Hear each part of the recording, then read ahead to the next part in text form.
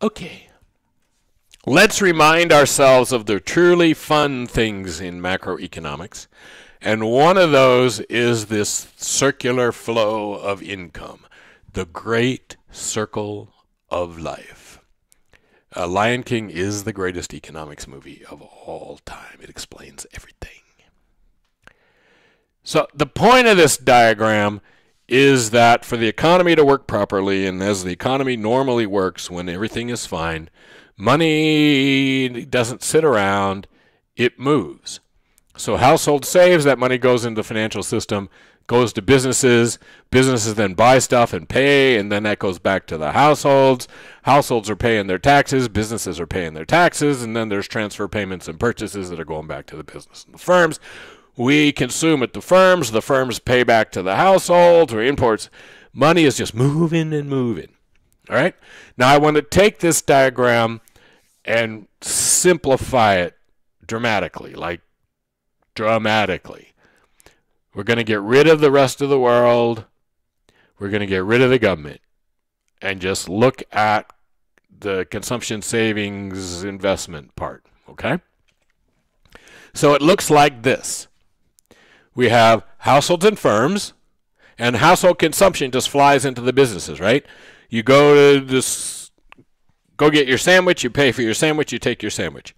That money flew right from you into the firm. And then your savings is going into the financial system and hopefully coming out of the financial system, going into the firms, okay? Then the firms, and I didn't actually put this part in there because I wanted to cut the lines down, but then the firms are going to pay the households back, right? So in theory, we should have another line that comes from here and goes out here and comes back to the firm. So the firms consume, they save, which comes back around to the firm, and then that income will flow back to the household. So let's suppose that all households consume half of their income and save half of their income, just because that's easy math, right? Half and half. So we have the household here. The households earn $1,000. They're consuming $500 and they're saving $500, right? Half of the $1,000. So the firm gets that $500. This $500 goes into the financial system, and assuming the businesses want to invest $500, out it comes into here, okay? And we have the loanable funds theory that says interest rate should adjust and make these two things equal, which we can believe or not believe, but that's one of our versions of economic theory, okay? Well, if this is all true, households have $1,000, they consume $500, they save $500, businesses invest that $500, this $500 comes down, there's $1,000, it goes back up here, there's $1,000, there's $500 and $500. All right. Now let's suppose that the business folks wake up one morning and they say to themselves, I feel a recession coming. They don't have any reason to believe it. They don't have any data. They don't have any, right? I just feel a recession coming.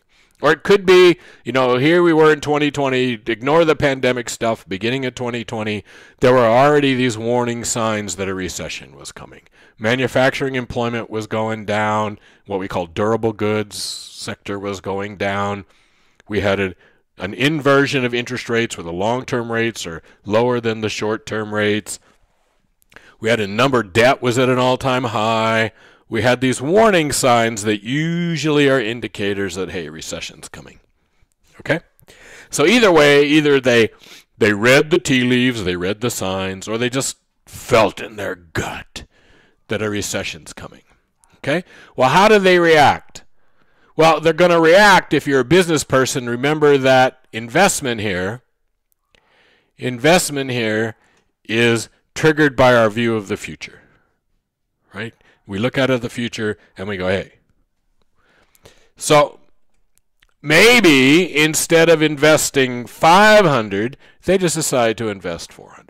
So $500 is flowing into the financial system, but only $400 is flowing out. Now what happens? Well, we still get $500 in consumption, but only 400 is going to come around on this leg, and we're going to end up with the firm only getting 900. Now they're going to pay that 900 up here to the household. Okay? Now what's the household going to do? Well, yeah, they're going to only consume 450, and they're only going to save 450. Okay? Half and half. All right? So they're going to save 450, and they're going to consume 450. We're still investing 400. Let's assume the businesses haven't changed. They're still investing 400. Now the business is going to get 450 through consumption and 400 through investment, which means they only end up with 850. Now wait a second. So the business is cut back by 100, and so far GDP has gone down by 850. GDP has gone down by more than the initial change in investment. Now what happens? Well, 850 gets paid around up here, right?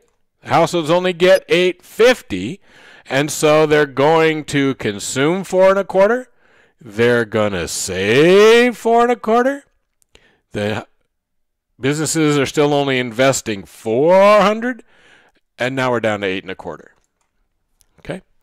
So this is going to keep going around and around. Again, the key point is here, the firms pay the households spend hopefully all of that money flows back into the firm, but if it doesn't, we get into this spiral where the money is going household savings, consumption, firm, back up to the households, and every time we go around the loop, we've got less money than we had the last time. This is going to settle in at 800 if we did this all the way out, which take a long time, far too long for us to do.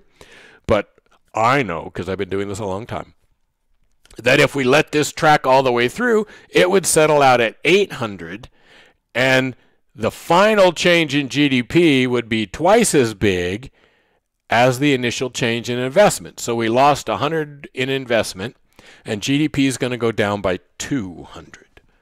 Okay? Yeah, and there's all the details about why that is, but I'm not too concerned about that, and we really kind of even skipped the chapter where we go through all that because why? But the point of this is what we call the multiplier process, right? There is a multiplier effect. Changes that happen in one part of the economy circulate through the whole economy, and we get a bigger change. Now, just a thought here. There was no recession, right? And there was nothing about to cause one until the businesses lowered their investment. So the businesses said, hey, I think a recession's coming. So they cut back on investment, and poof, poof, poof, poof, a recession came. And they're like, see, I'm so smart. Yeah, you caused it. Okay? Maybe you're not as smart as you think. So again, we call this multiplier effect. There are multiplier effects in the economy. And how big those are and how important they are and how we'll talk about all that because this is macro, right? And if you haven't learned yet, you should have. We all don't agree. Macroeconomics is not a subject where economists agree on things. So let's try this in a more simplistic way. Here's Bob. Bob works in a casino. Bob gets an extra $100 in income that Bob was not making before. Okay? You are friends with Bob. Got Bob? Bob. So Bob decides he's got one thing of hair on his head. Bob decides to go out and get a haircut and spend $90 on getting a fancy haircut. So Bob spends $90 to get the haircut. To Joe, who cut Bob's hair, that's not spending. That's income. Yes? If you go out and spend $90 on dinner and you tip your server $20, to you spent $20. To your server, they made $20. They earned $20. They had $20 of income. Everybody see that? So now Joe goes out And Joe goes out and has dinner and he spends $80. To Emily, that $80 isn't spending, it's income. Bob's spending is Joe's income. Joe's spending is Emily's income. Do we see that? I hope we see that. Emily spends $70 to Ken there. That's $70 in income. Each person's spending is somebody else's income. If I go buy something on Amazon, that's my spending in Amazon's income. If I go to the grocery store and buy some peanut butter, that's my spending, that's Vaughn's income.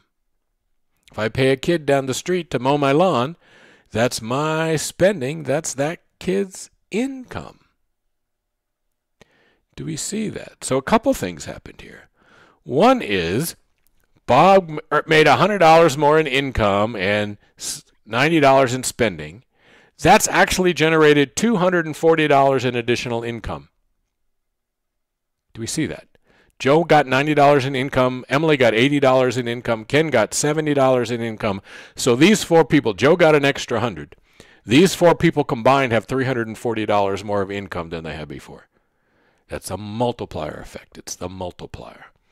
Okay? And we have terminology around that. This is what could happen. Yes? When we build the Raiders Stadium here in Vegas, how do we justify that? Well, they justify that by arguing that there are multiplier effects. That for every job that the stadium has, it's going to create 2 jobs in town or a job and a half in town. For every $1,000 that tourists bring to Las Vegas to spend at the stadium or to come here to vacation, so all the money that they spend here for their weekend, that's going to get multiplied by 2 or 3 or 4. Sometimes the convention center even uses 6 and 7. So if that stadium every Sunday that there's a game, it brings in an extra $10 million of people coming to town, right? So people usually go home on Sunday. Now they stay over to Monday. There's $10 million extra of spending on every game. Well, the Convention Visitor Authority is going to argue that that $10 million every game is going to really generate 30 or 40 or 50 or $60 million in town because it's going to go from Bob to Joe to Emily to Ken to, you with me? And so we're not just better off by the $10 million, we're better off by a multiple of that $10 million. All right? And that happens 10 games a year. So if it's, if we're making $30 or $40 million a game 10 times a year, that's $400 million. Not included, right? So it's a more complex story than that. And you can come take econ classes, more advanced econ classes. We'll actually go through some of the numbers on the stadium and that kind of stuff in that class. But you see that this gets used in all parts of economics. That we say there's a multiplier effect that comes with the stadium. There's a multiplier effect when the government spends money. There's a multiplier effect here and there and everywhere. Okay? But remember the key here. And this is from the Keynesians. So there are other kinds of economists who are going to argue this multiplier doesn't exist. Keynes's theory is in large part built on this idea that multiplier effects exist. And again, we argue in macroeconomics. We don't know. We argue. Lots of people think they know, but really we argue. And interestingly enough, Keynes and some of his more intelligent followers argued about the arguing part, right? That's the good part here. The bad part isn't that you're having the argument. The bad part is that some people aren't willing to have the discussion they believe. Okay? And not that Keynes didn't believe. Keynes had a ego the size of England. Anyway, each person's spending is another person's income. In this view of the world, each person's spending is another person's income. Now what happens if Bob loses that extra $100? Recession comes and Bob loses that $100. Joe loses 90, Emily loses 80, Ken loses 70. The whole economy just lost $340. So the multiplier works both ways. It works on the way up and it works on the way down. Is that exciting? It's very exciting. Very exciting.